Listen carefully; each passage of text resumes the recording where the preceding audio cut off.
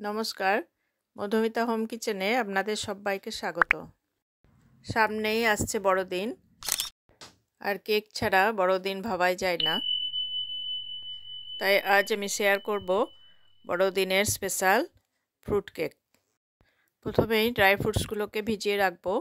এর জন্য 1/3 cup fresh orange juice নিয়ে নিয়েছি।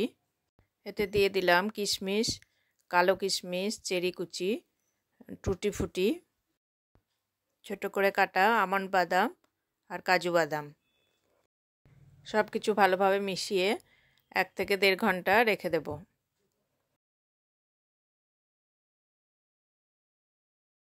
এবার ক্যারামেল সিরাপ বানিয়ে নেব। এর জন্য 1/3 কাপ চিনি দিয়ে দিলাম, 2 টেবিল চামচ মতো জল দিয়ে দিলাম। ক্যারামেল সিরাপ বানানোর সময় ফ্লেম একদম লোতে রাখবেন, আর এই রকমের ছড়ানো তলাযুক্ত পাত্র নেওয়ার চেষ্টা করবেন। এই অবস্থায় একদমই চামচ বা কোনো কিছু সাহায্যে নাড়াবেন না। 10 থেকে 12 মিনিট পর ধীরে ধীরে কালারটা চেঞ্জ হতে থাকবে।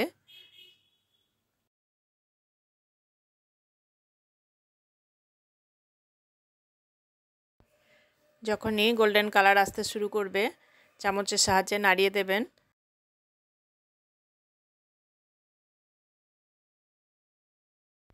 এবার দিয়ে দেব 1/3 কাপ জল। জল দেওয়ার সময় চামচের সাহায্যে একভাবে নাড়াতে থাকতে হবে।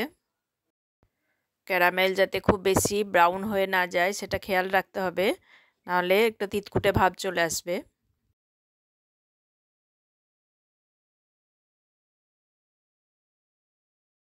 ক্যারামেল সিরাপ রেডি হয়ে গেছে। এবার এটাকে ঠান্ডা করার জন্য রেখে দেব।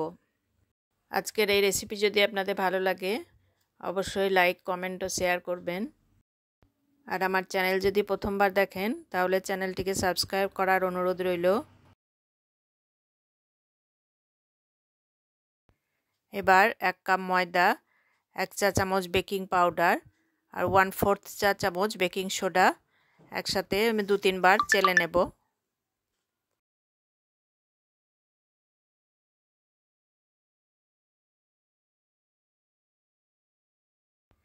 বেক করার জন্য আমি 6 ইঞ্চির একটা কেক টিন নিয়েছি।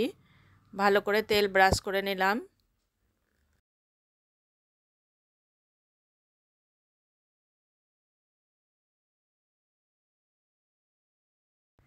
এবার একটা বেকিং পেপার লাগিয়ে আর একটু অয়েল ব্রাশ করে নিলাম। বেকিং পেপার না থাকলে আপনারা অয়েল ব্রাশ করার পরে ময়দা চারিপাশে বুলিয়ে নিতে পারেন। এবার 1/4 কাপ দুধ, 1/3 কাপ রিফাইন্ড অয়েল নিয়ে নিলাম।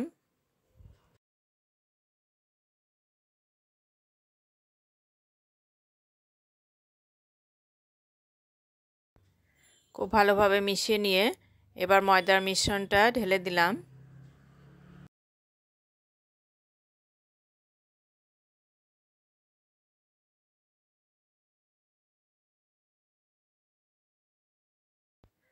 ভালো করে মিশিয়ে নিয়ে এবার 1/4 কাপ গুঁড়ো চিনি দিয়ে দিলাম।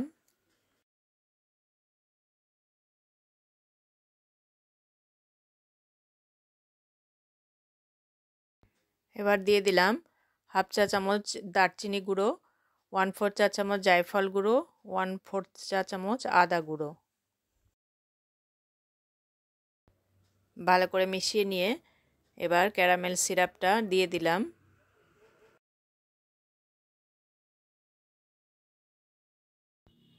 এবার সব কিছু খুব ভালোভাবে মিশিয়ে নিতে হবে, যাতে একদমই লাম্পস না থাকে।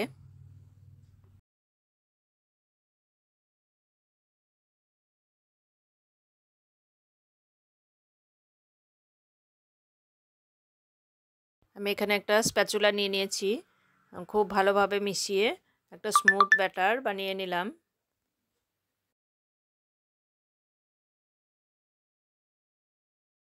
এবার ভিজিয়ে রাখা ড্রাই ফ্রুটসের মিশ্রণ দিয়ে দিলাম। আজ আমি কেক ইলেকট্রিক ওভেনে বানাবো, তার জন্য ওভেনটাকে 5 থেকে 7 মিনিট মতো প্রিহিট করার জন্য বসিয়ে দিয়েছি।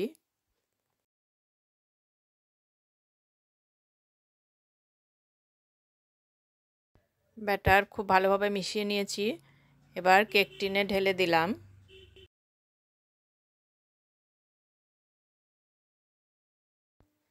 ভালো করে ট্যাপ করে নিলাম যাতে কোনো বাবলস না থাকে। এবার উপর থেকে ড্রাই ফ্রুটসগুলো সাজিয়ে দেব। ড্রাই ফ্রুটসের মধ্যে সামান্য একটু ময়দা মাখিয়ে নিয়েছিলাম।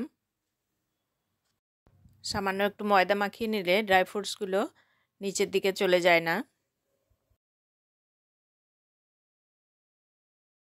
প্রিহিট করা হয়ে গেছে। এবার প্রিহিট করা ওভেনের মধ্যে আমি কেক টিন বসিয়ে দিলাম। এবার ঢাকনা বন্ধ করে দিচ্ছি। 180 ডিগ্রি সেন্টিগ্রেডে প্রিহিট করে নিয়েছিলাম, ওই টেম্পারেচারেই বসিয়ে দিলাম।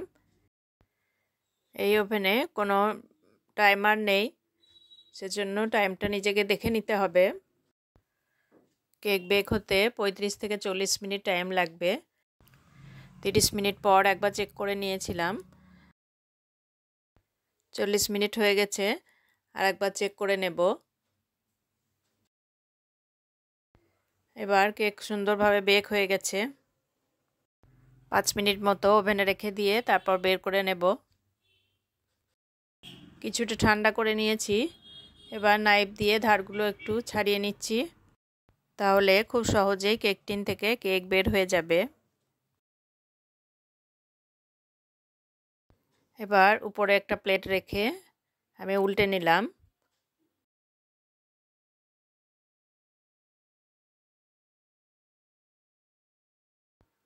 এবার বাটার পেপারটা তুলে নিলাম।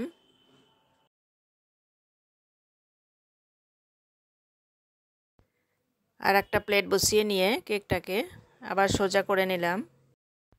এই কেকটা খুব সফট হয়, সেজন্য পুরোপুরি ঠান্ডা হওয়ার পর তারপরেই কেটে সার্ভ করবেন, তাহলে খেতে ভালো লাগবে।